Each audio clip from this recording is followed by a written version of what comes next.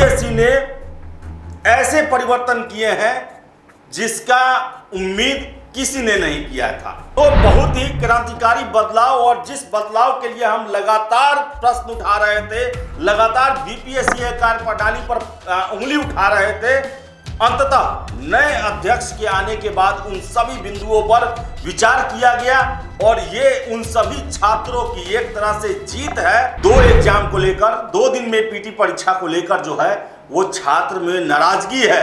तो आयोग को इस पर विचार जरूर करना चाहिए। और 8 मई को बीपीएससी ने पूरे राज्य में एक दिन में ही एग्जाम लिया था, तो इस तर्ज पर एग्जाम जरूर लिया जा सकता है। परसेंटाइल के मुद्दे पर विवाद हो सकता है। स्वागत योग्य है कदम, बीपीएससी देर आया लेकिन दुरुस्त आया है। और हम आशा करेंगे कि जो भी प्रण, जो भी उद्देश्य और जो भी नियम बनाए गए हैं उसका कड़ाई से पालन आयोग के द्वारा किया जाएगा और बिहार लोक सेवा आयोग को पारदर्शी और समय से पूरा करने वाला आयोग बनाया जाएगा। नमस्कार, आप देख रहे हैं NBC 24। मैं हूं आदेश पुरी। बीपीएससी के नए अध्यक्ष अतुल प्रसाद 5 अगस्त को कार्यभार संभाले और आपको बताएं कि कल यानी कि 18 अगस्त को बीपीएससी में कुछ क्रांतिकारी परिवर्तन किए गए हैं और ये परिवर्तन अधिकतर मैक्सिमम जो है वो छात्रों के हित में है, आयोग के छवि के हित में है और प्रक्रिया को, भर्ती प्रक्रिया को पूरी तरह से पारदर्शी बनाने के पक्ष में है। हालांकि आपको बताएं कि बीपीएससी पीटी का परीक्षा 2 दिनों में कराए जाने को लेकर छात्रों में ऑब्जेक्शन है। छात्र इसका विरोध कर रहे हैं क्योंकि 2 दिन परीक्षा होने से बहुत सारे प्रॉब्लम उनके नज़र में आ सकते हैं, जैसे कि प्रश्नों का है मामला, कठिन पूछना, आसान पूछना, परसेंटाइज का जो पेंच है वो फंस सकता है। तो छात्र 2 दिनों के परीक्षा के इस नए प्रयोग के खिलाफ है। लेकिन जो परिवर्तन किए गए हैं, जैसे कि वेटिंग लिस्ट जारी करना, प्रश्न पत्रों को लेकर, परीक्षा में एंट्री को लेकर, कुछ जो आंसर शीट है उसे वेबसाइट पर अपलोड करने को लेकर, इन सभी का काफी स्वागत किया गया है। तो नई सरकार का गठन हुआ और नई सरकार के सामने रोजगार सबसे ज्वलंत मुद्दा है और सबसे बड़ी प्राथमिकता उनकी बनी हुई है। उन सब के साथ राज्य की सर्वोच्च भर्ती इकाई के द्वारा जो ये परिवर्तन किए गए हैं, आमूलचूल परिवर्तन किए गए हैं, वो भी स्वागत योग्य है, कुछ उसमें सुधारों को छोड़कर। जैसे 2 एग्जाम का मैंने बता दिया, 2 दिन एग्जाम को लेकर। और ये भी एक प्रॉब्लम है कि बहुत सारे छात्रों का ये भी कहना है कि उनका यूपीएससी मेंस है, अलग जगह सेंटर उनका है, और ऐसे में यूपीएससी मेंस के गैप के बीच में परीक्षा लेना उन्हें पसंद नहीं है। और उनका ये भी कहना है कि ये यूपीएससी जब एग्जाम लेती है तो उस समय, उस दौरान स्टेट पीसीएस, सिविल सेवा का कोई एग्जाम अवॉइड करती है जनरली, और बीपीएससी ने गैप में एग्जाम का डेट रख दिया। इसको लेकर उन्हें, इस पर उन पर नाराजगी उन्होंने व्यक्त किया है। आपको हम बताते हैं कि क्या क्या परिवर्तन किए गए हैं बीपीएससी में। और आपको बताएं कि पिछले 1-1.5 सालों से और अभी 3-4 महीनों से लगातार हम बीपीएससी में खामियों को उजागर करते रहे हैं और हमारा यही प्रश्न करने का उद्देश्य होता था कि बीपीएससी को और पारदर्शी बनाया जाए, जो जो खामियां होती हैं उनमें सुधार किया जाए, और उसका परिणाम देखने को मिलता है। कल पीसी जो किया गया, पहले सुनिए अतुल प्रसाद ने क्या कहा। आज का ये प्रेस ब्रीफिंग का उद्देश्य ये था, एक तो जो आयोग जो सुधार के जो कदम उठा रहे हैं उससे हम अपने कैंडिडेट्स को भी अवगत कराना जरूरी है, क्योंकि उन्हें भी समझना चाहिए कि ये उनके हित का ये बात है। जैसे मैंने उदाहरण दिया कि कैंडिडेट्स परीक्षा के बाद भागे नहीं, 15 मिनट रुक करके अपने समक्ष वो अपना कॉपीज़ को सील करवा लें। दूसरा ये भी था कि क्वेश्चन पेपर उनके समक्ष ही खुलना है, अनसील होना है। ये सब बातों की जानकारी अगर हम कैंडिडेट्स को नहीं देंगे तो एग्ज़ाम की प्योरिटी जो है, उसकी स्वच्छता, उसका फेयरनेस जो है वो उतना नहीं हो पाएगा। इसलिए ये कैंडिडेट्स को उनके ही हित में जो हम जो परिवर्तन किए हैं उसकी जानकारी देना ही उस आज प्रेस की ब्रीफिंग का ये मेन उद्देश्य। 67 कब कैसे क्या हो रहा है? 67th जो एग्ज़ाम है पीटी, ये हमारा 20 और 22 सितंबर को 2 शिफ्ट में होगा। 2 शिफ्ट के पीछे का कारण यही है कि बड़ी संख्या में लोग रहते हैं, कैंडिडेट्स रहते हैं, और सेंटर, अच्छे सेंटर्स की कठिनाई हो जाती है, उसका मॉनिटरिंग में कठिनाई हो जाती है। इसलिए हम लोग 2 शिफ्ट में करेंगे इसको, और इसका हम लोग परसेंटाइल सिस्टम से हम इसको समेकित कंबाइंड कॉमन मेरिट लिस्ट बनाएंगे। इस बार क्या विशेषता रहेगी परीक्षा के दौरान, कैसे क्या? परीक्षा के दौरान हम लोग कई विशेषताओं को कर रहे हैं। एक तो कैंडिडेट्स को हम कहेंगे कि आप 1 घंटा पहले अपने सीट्स पर आ जाएं। इस 1 घंटा के पीरियड में आप उनका बायोमेट्रिक्स भी लिया जाएगा, उनकी फ्रिस्किंग भी होगी, सेंटर्स पर जैमर लगा वैसे रहेगा, और उनको भी इंस्ट्रक्शंस पढ़ लेना चाहिए, क्योंकि कुछ न कुछ परिवर्तन होते रहता है, तो वो ऐसा ना समझें कि हमको तो सब मालूम है। इसलिए वो इंस्ट्रक्शंस भी बखूबी पढ़ें, अपना व्यवस्थित हो जाएं और हम भी व्यवस्थित हो जाएं। और क्वेश्चन पेपर उनके सामने जो होगा वो 5 मिनट पहले, परीक्षा प्रारंभ होने के 5 मिनट पहले वो आएगा, सील कंडीशन में आएगा, और उनके समक्ष उसको सील खोल करके क्वेश्चन पेपर का वितरण किया जाएगा। तो कैंडिडेट्स के लिए इतनी बातें हैं। इसके अलावा मैं सबके लिए एक बात बताना चाहूँगा कि हम लोग का प्रयास रहेगा कि हर एक सेंटर के लिए एक अलग कुछ आइडेंटिफिकेशन मार्क होगा, ताकि हम उसके क्वेश्चन पेपर की पहचान कर सकें, और ये सीक्रेट रहेगा, और ये एक कॉम्प्लिकेटेड फॉर्मुलेशन भी हो सकता है। इस पर OMR शीट भी सभी को देंगे? OMR शीट सबको देंगे, ऑफ कोर्स। वो कैसे स्कैन करके PT मेंस? OMR शीट का जो होगा, जो जैसे पहले भी दिया जाता है, उसमें हम कोई परिवर्तन नहीं कर रहे हैं। उसके इवैल्यूएशन में हम यहाँ पर उसका स्कैनिंग करेंगे, लेकिन जो सॉफ्टवेयर जो रन करेंगे, हम उस सॉफ्टवेयर को रन करने के पहले उसका हम मॉक रन करेंगे, मतलब हम टेस्ट करेंगे कि उसमें कोई बग तो नहीं है, और उसके बाद ही हम उसको एक्चुअल OMR शीट का रन कराएंगे। वेबसाइट पर छात्रों को उपलब्ध कराया जाएगा OMR? वेबसाइट पर हम प्राय देखा जाता है कि छात्रों को हम लोग RTI के माध्यम से वो करते रहते हैं, वो भी परेशान होते हैं और हमारा भी काफ़ी समय लगता है। तो हम लोग इस बार सारे, मतलब OMR शीट सबका वेबसाइट पर रहेगा, सबका मेंस का कॉपी सबका वेबसाइट पर रहेगा, विथ इवैल्यूएशन, आफ्टर इवैल्यूएशन दोनों, और अपने रोल नंबर, अपना डेट ऑफ बर्थ वगैरह से अपना वो जैसे चेक करना चाहेंगे वो चेक कर सकते हैं। लास्ट में छात्रों को क्या कहना चाहेंगे? मैं लास्ट में छात्रों को यही कहना चाहूँगा कि अपनी ईमानदारी के साथ वो अपने परीक्षा को दें, और मेरा समझना है, मानना है कि अगर वो ईमानदारी से देते हैं, परीक्षा में हम लोग इस बार कोई कठिनाई नहीं होने देना चाहेंगे, कैंसिल नहीं करना चाहेंगे, और अगर शायद अगर अनफॉर्चुनेटली अगर कहीं अगर पेपर लीक अगर होता भी है, तो ऐसी नौबत नहीं आनी चाहिए मेरे विचार से कि पूरे परीक्षा को कैंसिल करें। मेरा एक ये जरूर कहना है कैंडिडेट्स के लिए कि हम रिजल्ट्स जो है जो निकालेंगे, डिक्लेयर करेंगे, उसके पहले हम सभी सक्सेसफुल कैंडिडेट्स का हम शुरू से लेकर के अंत तक उसके सारे दस्तावेज, जैसे एप्लीकेशन फॉर्म्स, PT का अगर है तो OMR शीट, लिखित परीक्षा है तो उसका कॉपी, इंटरव्यू, सारे में हम देखेंगे कि वही कैंडिडेट सब में है कि नहीं, उसी की उसकी कॉपी में, उसकी OMR शीट में कहीं कोई मैनिपुलेशन, कोई गड़बड़ी, कोई त्रुटि तो नहीं है। इसको जब हम चेक करेंगे 100%, जो भी सक्सेसफुल है उसका 100% अलग से एक नेक्स्ट लेवल ऑफ चेकिंग होगा। इसलिए हमें लगता है कि अब कैंडिडेट्स भी को बिना पढ़े एग्ज़ाम देने के सिवा मतलब अगर नहीं हो सकता, मतलब अगर बिना पढ़े देता है तो उसका कहीं ना कहीं वो किसी न किसी लेवल पर वो फंस जा सकता है। इसलिए मेरा उनसे यही परामर्श होगा, सुझाव होगा, अनुरोध होगा कि वो अपने मेहनत से अपना पढ़ें।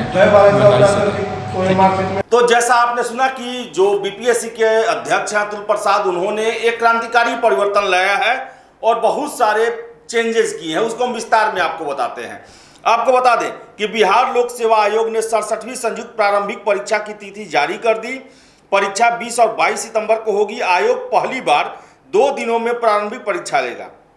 आयोग के नए अध्यक्ष अतुल प्रसाद ने गुरुवार को यह जानकारी दी। उन्होंने बताया कि 67वीं परीक्षा में कई बदलाव किए गए हैं। प्रारंभिक परीक्षा 2 दिन में ली जाएगी। इस वजह से पहली बार परसेंटाइल के आधार पर प्रारंभिक परीक्षा के परिणाम घोषित किए जाएंगे। यह बदलाव पारदर्शिता बरतने के लिए किया गया है। इससे पहले 8 मई को 67वीं पीटी पेपर लीक के चलते रद्द करनी पड़ी थी। 802 पदों के लिए 6,02,000 अभ्यर्थी इस परीक्षा में शामिल होंगे।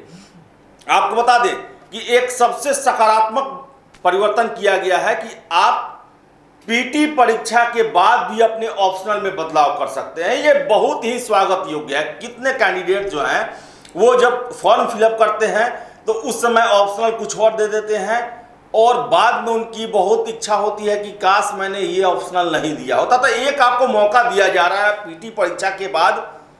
ये एक बहुत ही स्वागत योग्य कदम है बीपीएससी का कि छात्रों को पीटी परीक्षा होने के बाद जो है वो अपने ऑप्शनल में बदलाव कर सकते हैं। ये स्वागत योग्य है।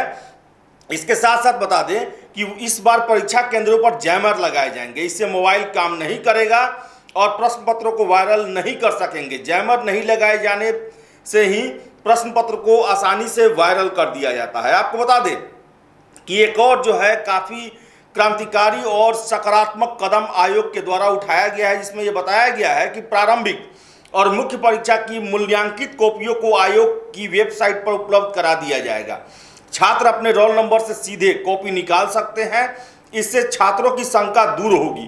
अंतिम रिजल्ट जारी होने से पहले छात्रों की कॉपियों को चेकिंग दोबारा की जाएगी। इसके साथ साथ आपको बता दें कि बीपीएससी की परीक्षाओं में छात्रों की उपस्थिति का कई स्तरों पर मिलान किया जाएगा।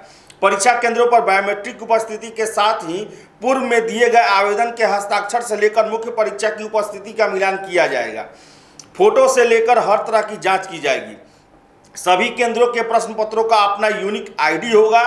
इसमें किसी तरह की गड़बड़ी करने पर पता चल जाएगा कि किस केंद्र पर ऐसी हरकत हुई है। आयोग सिर्फ उसी केंद्र की परीक्षा स्थगित करेगा और सभी केंद्रों की परीक्षा स्थगित नहीं करनी पड़ेगी। आपको बता दें कि छात्रों को परीक्षा रूम में 1 घंटा पहले बैठा दिया जाएगा। प्रश्न पत्रों के बंडल का सील परीक्षा हॉल में छात्रों के सामने खोला जाएगा। परीक्षा के बाद छात्रों के सामने ही ओएमआर सीट को सील किया जाएगा। इसलिए छात्रों को परीक्षा के 15 मिनट बाद निकलने दिया जाएगा। आपको बता दें कि आयोग के अध्यक्ष ने बताया कि पेपर लीक नहीं हो इसके लिए कई उपाय किए गए हैं। आयोग प्रश्न पत्र स्पेशल स्टील बॉक्स में भेजेगा। इसमें जीपीएस लगा होगा। कोई बॉक्स के साथ छेड़छाड़ करेगा तो इसकी जानकारी उन्हें मिल जाएगी। इसके साथ ही साथ आपको बता दें कि सबसे प्रमुख जो एक बदलाव जो किया गया है वो सबसे महत्वपूर्ण है कि अब यूपीएससी की तरह वेटिंग लिस्ट जारी किया जाएगा।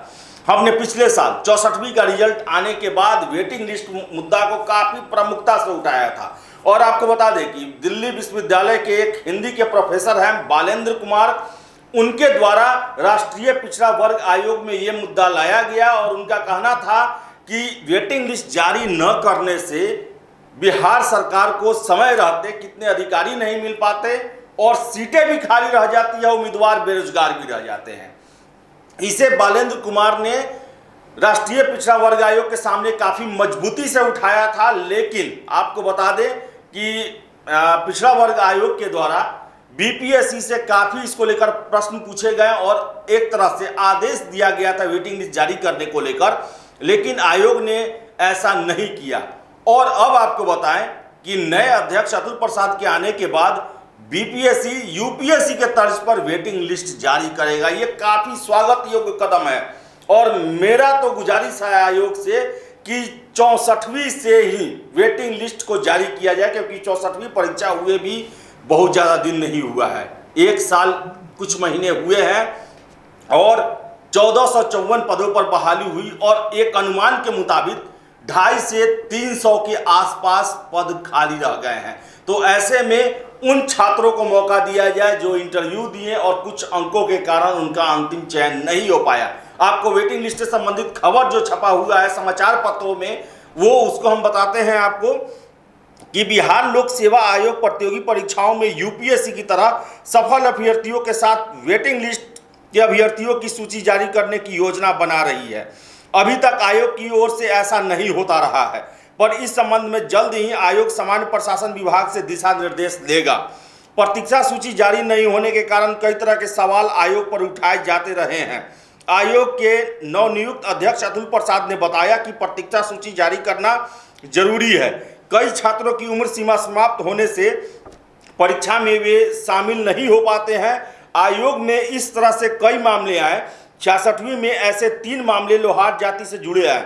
लोहार जाति को पहले एसटी में शामिल कर दिया गया था, पर सुप्रीम कोर्ट के फैसले के बाद उन्हें अत्यंत पिछड़ा वर्ग में शामिल किया गया। इसके अनुसार रिजल्ट में संशोधन किया गया। आपको बता दें कि आने वाले समय पर प्रतीक्षा सूची जारी करने पर जल्द फैसला लेना होगा। बीपीएससी 64वीं रिजल्ट में वेटिंग लिस्ट न दिए जाने के कारण इस मामले को राष्ट्रीय पिछड़ा वर्ग आयोग ने एक गंभीर मसला बना दिया था।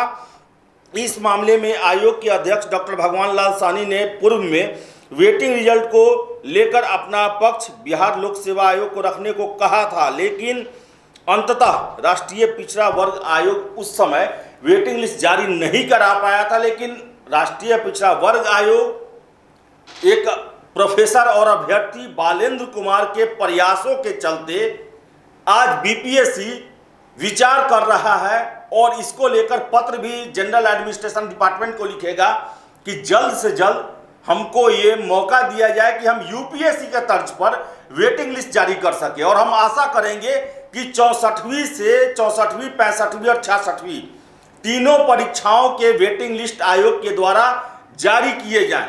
तो बहुत ही क्रांतिकारी बदलाव, और जिस बदलाव के लिए हम लगातार प्रश्न उठा रहे थे, लगातार बीपीएससी कार्यप्रणाली पर उंगली उठा रहे थे, अंततः नए अध्यक्ष के आने के बाद उन सभी बिंदुओं पर विचार किया गया।